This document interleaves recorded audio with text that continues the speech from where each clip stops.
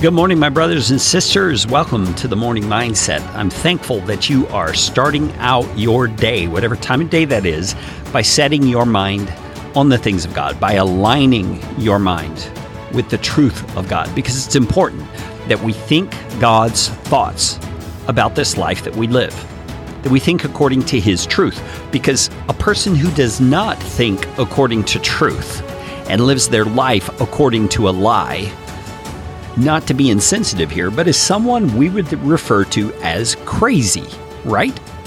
They're living their life according to something that's not real. And our goal with the Morning Mindset is to set our minds on what is real, more real than the air we breathe, musician and artist Rich Mullins once said.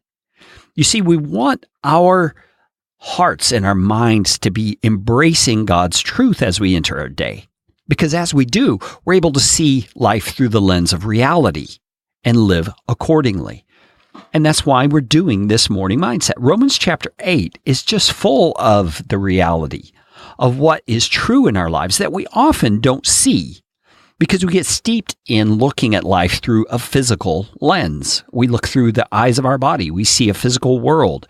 We understand the interactions that are going on around us and the circumstances that happen. And we tend to evaluate what's going on based on what we see rather than what we don't see.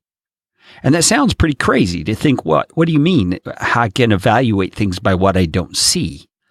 Well, it's because the spiritual realm is unseen. And God is at work on the spiritual realm, both within our lives and in the world around us. And as we align ourselves with the truth of His Word, we're able to see and understand a little more of what's going on in that spiritual realm. It's like He's pulling back the curtain to show us better what is happening behind the scenes. And Romans chapter 8, verse 17 has been telling us that the Spirit of God has adopted us into God's family. And so that affects our identity. We are now a child of God.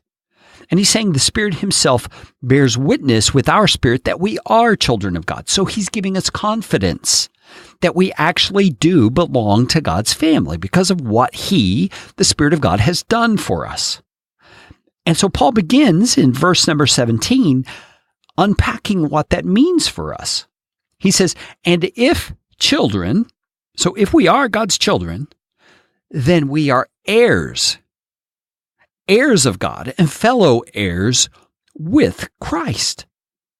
So stop for a second and start pulling out of that computer bank you call a brain everything that you know about being an heir, about receiving an inheritance. That's the terminology Paul's using here. He's saying if God has adopted you into His family, and He has, Paul's already made that case, then He also has set you up as His heir. When I was a kid, my mom, who grew up in the Great Depression era, had this funny little song she would sing. She would say, your rich uncle died and left you all his. And then she would pause and someone else would fill in the word and they would say mashed potatoes or something like that. It was just this funny little thing. But the idea was that everybody would like the idea of a rich uncle passing on to them his riches, right? Well, in this context, we're being told God has set us up so that He wants to pass on to us all of His riches. He has made us His heir. That's a staggering concept. We are heirs of God. And to drive the point home even more, he says, we are fellow heirs with Christ. So there's somewhat of an equality between us and Jesus in the sense of what we're going to receive from God. You see, we are right next to Jesus in receiving the blessing of God Himself, the King of the universe. Is there any better inheritance that you could imagine? Now, of course, a lot of this is yet to come. It's things we will receive when this life is over and we stand in eternity before God. But the fact of our position is a reality right now. So there's no room for doubt. There's no room for hesitance. There's no room for fear. We are children of God today. Go and live in that truth.